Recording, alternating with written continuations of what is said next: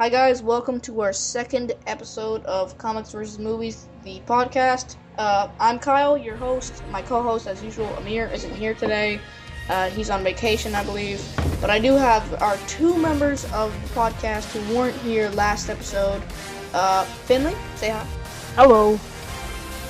We have Mitch. Hello. Yeah, so to get to know Finley and Mitch, how about they each say their favorite superhero? Let's go ahead. Well, hi, I'm Finley, and my favorite superhero would have to be, I think Iron Man. Okay. Cool. Way to be original. Yeah. Alright. My favorite superheroes are, I have a mix, but Fantastic Four and Spider-Man.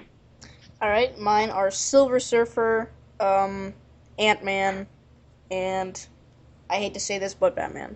You could be normal, you know. Alright, you guys want to just go right into the news? Go ahead. Sure. Alright, this is something a little bit different. There's a lot of Sony Spider-Man news this week.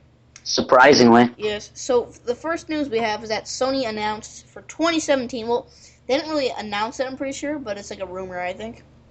I think it's split in the middle. I don't think they've officially confirmed it, but it's pretty much confirmed. Yeah. So 2017, a girl superhero movie based in the Sony Spider-Man universe. Yeah. Yeah. I personally think it's going to be Black Cat. I'm not sure. They don't have anyone else. They don't have anyone else. They have like Silver Sable, but you couldn't really base a movie off of Silver Sable. She's not been established, and she has a lot more to do with the whole Marvel universe. Like, yeah. she's basically a bounty hunter. I mean, she hunts down the Juggernaut, which she's basically a contract capture. You know. You couldn't do Spider-Woman because even though Spider, they're not really that similar. Spider-Woman from the 616 universe has absolutely nothing to do with Peter Parker's Spider-Man. I know, nothing. But there was one. I forget which one it was. Maybe Superior. Ultimate Spider-Woman. But Ultimate Spider-Woman. She was a complete she was clone. like a copy of Peter Parker, but Clone. Yeah, clone. Sorry, that's the word. But the thing is about that, she was created after the deal was made, so I don't think Sony own her. That I could be wrong, but I don't think they own her. Yeah, so that one's pretty much just out because that would be very random if they did do that. If they own because Spider-Man from 616 is actually has I'm expecting to see her in the MCU because she has a lot to do with Hydra. Yeah. Well, the thing is, also, I know a lot of people have been pointing this out on the internet and stuff, but Black Cat is kind of like Catwoman. She basically is Catwoman in the Spider-Man universe. Yeah, she is Catwoman. Basically is. Yeah, and from our sources, they haven't done very well on their own. Like, the Catwoman movie. Okay, Finley, thank God, has not seen that movie. We have... Yeah. Atrocity. I want to saved kill myself myself before it was too late. Yeah, so, and Sony hasn't really proven me that I trust them. So, I don't trust them with this. I don't trust them with this at all. You know what? To be honest, my opinion on this is I feel like they're just driving this whole franchise down the drain. They just want... Yeah, they want to make use of this, the license. Yeah, but each movie they do, they're making less and less money. So I feel like if they're just adding 2 more movies, well, I'll talk about the second movie in a minute. They're just, every movie, they don't really make their marketing and budget back. Yeah. So they're being morons though, because they don't know how to market a film. Yes. I mean, I loved the Amazing Spider-Man 2. It's a really unpopular opinion, but I really loved it just because I'm such a Spider-Man fanboy. Okay. But that marketing for that movie was so bad. Same, the first Amazing Spider-Man, you saw the ending in the trailer. Same with Spider-Man 2. Too many trailers. How many trailers were released for 2002? How many? Oh my God, my limit is 3. I watch 2, then I sort of I don't care about the third one, but 3 is the limit, and then you release your TV spots for TV. I just watch them until I'm sold on the movie, until I know for sure that I'm really excited for it. Yeah. Like I really like, yeah. For example, the new Christopher Nolan movie, Interstellar, I watched the first trailer, which came out. I was sold with the first trailer. Yeah, and I'm like, okay, I'm not watching anything more, because I don't want any of the coolest parts of the movie to be, oh, I saw it in the trailer. You know? Yeah, I haven't seen that second trailer, so I'm excited to see that. When's that? I have to say, props to Marvel. They did a really good job with that. Where I'm not sure if I was the only one who saw this, but Guardians of the Galaxy had tons of I don't know. This may be just coming on my butt, but 4 trailers, I think, maybe 3, and then it had so many clips. But still, it kept the idea fresh. There was new stuff that I looked forward to. And yes, the thing is.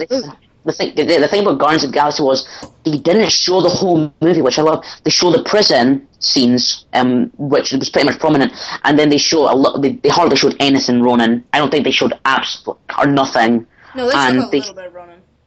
Yeah, maybe had. Thank God they didn't show any Thanos. Yes. No, that was. Well, he wasn't in a movie enough to really. If you put him in a trailer, you would be like, that you've already shown us the whole thing. So that's just too much. But I think they marketed that movie fantastically, considering for a new IP. Whatever you guys do, never watch TV spots. Those are the 30-second trailers that are on TV. Oh, yeah. See, the thing is, I rarely watch TV anymore. I watch Agents of S.H.I.E.L.D. and I watch Game of Thrones. That's about it. Yeah. I try and avoid TV spots because they always end up spoiling something for me if I do watch them. Yeah. Well, that's a funny thing to say that, because part of Guardians of the Galaxy, I just was for some reason, a mental state where I was I don't like this. Where the part, I try not to spoil it, but there's a part where he's giving them a speech about how they're all losers. Yes. In the trailer, he says, this guy's wiping out the galaxy. In the trailer, he says wiping out the galaxy. Then in the TV spot, he says wiping out million of innocent lives. And then it says million of innocent lives in the trailer. Then goes back to the other one. I was like, what's happening here? I know it's a small detail. Yeah. For some reason, it just wasn't working with me. That scene, there was a lot more in that scene in the actual movie. I remember that they've cut a lot out from trailers. Well, not a lot. The scene with Gamora turning around where she doesn't have a bra on or anything. Yeah. Oh yeah. That's been cut out. That when Nova Prime says, this isn't the 2 thugs, 1 thief, an assassin, and a maniac. Remember, she says that in the trailer. I think Star-Lord says that actually. Yeah, I don't see that. Glenn Close, Nova Prime doesn't say that in the movie. No, I think it was Corpseman Day. I believe that's his name. John C. Reilly. Yeah. No, I don't think he said. I can't even. I don't know. I may have to go back and watch the movie again, but I think Star-Lord's the only one who actually says it. Yeah. So we talked about that. The next Spider-Man news is the alternate ending, which was leaked for Amazing Spider-Man 2. Did you guys see that? Yeah. Mitch, you actually have a really good idea for this about Chameleon. Can you talk about that? It doesn't. Here's my theory. Even if it is continuity, because it is a deleted scene, so chances of that, no. But it would not make any sense that he survived that plane crash. That was such a brutal plane crash. There's no way he survived that. Norman Osborn knows Peter Parker's Spider-Man. Norman Osborn knows. So he hires the Chameleon to send Spider-Man back out there so the Sinister Six can get him and get his blood, because I don't think Norman actually knows about Richard Parker, I believe that's his name, Richard Parker, you put his blood in the spiders. Norman doesn't know that. Well, if Norman's alive, that is, which I do think he is. Yeah, especially with that thing, his head in the jar from. That wasn't even a delete. That hasn't even been a deleted scene. So. Plus, I think that was just there's a scene in the movie where when he dies in Amazing Spider-Man 2. Well, it's not even. They don't even show his death. Yeah, he doesn't show, but they do show he's about to die, and then he says that he's dead. right before the scene where he says that his father is dead, you see someone wheeling in a cart, and in that cart is the jar or whatever it is that they put his head in. So Yeah. there's still a possibility. I don't know. I still hope for Chameleon because Chameleon is a very interesting villain. Plus, I have a feeling that like they filmed that scene with where he comes back, cut that out, and then filmed the airplane scene where he does die. Yeah, I think what they might do is they, like that plan, like I believe we were talking about it before, where it was like they were gonna use that scene but not make it such a tragic death. Like it was gonna be like a bit iffy, like in the Dark Knight Rises in the end when they got killed. Of course, nobody survives the nuke, but there were opportunities where he could have survived. Yeah. I see that. I think that leads into another thing: the deleted scenes for the film. Did you? Are you guys? I'm assuming you guys have seen some of the deleted scenes. Yeah, I watched a few. Yeah, I watched. I love the ones with the goblin. The one when he kills Mankin. You know Mankin. Yeah. When he like flies up to the top of the tower and it's like the fall is far and steep or something like that. I thought that should have been in the movie because there's one thing I hate about the Amazing Spider-Man 2. You guys remember that plane scene? Yeah. Where the planes are about to crash into each other? Yeah, that's stupid. Why was that in the movie? Like that literally was the weirdest subplot. Like Nobody, listen, if that wasn't in the movie, nobody would even think about it. Nobody. I don't. Yeah. Well, in that case, I think they were thinking more of the people, the nitpickers, who are going to be like, oh, hey, why didn't this happen if the whole city got blacked out? Like, what happened to the planes when electricity went out? Yeah. That was a stupid thing to put in. I went to that movie for Spider-Man. I got a bunch of build-up for Sinister Six, a bunch of rushed-up stuff, and planes. Like, okay. And then I got some cool Spider-Man stuff. So the Amazing Spider-Man 2, to me, is going to be Iron Man 2. Yeah. All just a big build-up, and I think it's going to pay off, hopefully, in Sinister Six. Though I do think Amazing Spider-Man 2 was a lot better than Iron Man 2. Yeah. I mean, I love Iron Man 2. I know it's a love-hate relationship. I'm just a fanboy of the Marvel Cinematic Universe, so I sort of just forgive it. Yeah. Alright, so basically, the last thing left to talk about Spider-Man is, there's a rumor going on that in production is a Venom Carnage movie.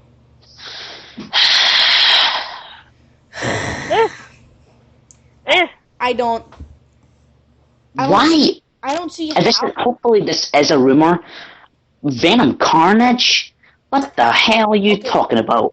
One, I don't think we need Carnage in a movie. Carnage looks cool to me. That's all I really care about him. He's like Venom, but red. Yeah, he doesn't have any depth to him, where Venom actually has a really cool backstory and stuff. So, Extreme! all they are is just, hey, we look cool and we're evil and all the 12-year-olds buy our comics. I pretty much like the Venom movie is going to be him an anti-hero. Yeah. Plus, I don't know how they could do that movie without Spider-Man. His origin has to have Spider-Man in it. The Venom symbiote, the only reason that exists, I mean, Spider-Man 3 changed it, but the reason that exists is the only reason it has the Spider-Man powers is because it attached to Spider-Man. It was on Spider-Man, so it learned his abilities, and when it attached to Eddie Brock had the Spider-Man abilities, like the web slinging and the web abilities and stuff like that. That's how Eddie Brock knew who was Spider-Man, because the symbiote knew. Mm-hmm. So. And then how does the? I'm trying to think how I can't remember how the Carnage symbiote came to be. I think it was mixed between Peter's blood and the symbiote, and then it attached itself to Cletus Cassidy. I can't remember. I remember that something happened in the Spider-Man. That's what I'm remembering. That's what I'm thinking of. That he was in a prison. Yeah, and some weird, I forget his name, some spiritual guy came down and gave it to him. I'm going to see the movie, but I need to see something. I need to see what Venom looks like. It's 2016 or was it 2017? I think it's 20. I don't know actually. I don't think they said. Oh wait, it's 2017 because they said that the female and the Venom Carnage were 2 in 1 year. I think so. I'll go see it. I'd be more hopeful if it was just Venom. Yeah. Yeah. I think so too. Just called Venom. Yeah. Like, there's no point of putting Carnage in there, really. There is a comic called Venom Carnage, though. There is a comic called Venom Carnage. But it was, like, so later on, and, like, those characters were already established. Yeah. They haven't been established in the movies, so I think we can't get attached. The only way I think this movie could work is if they were established already. Yeah. Eddie Brock should have been in Phasm 2, just like a little bit. Yeah.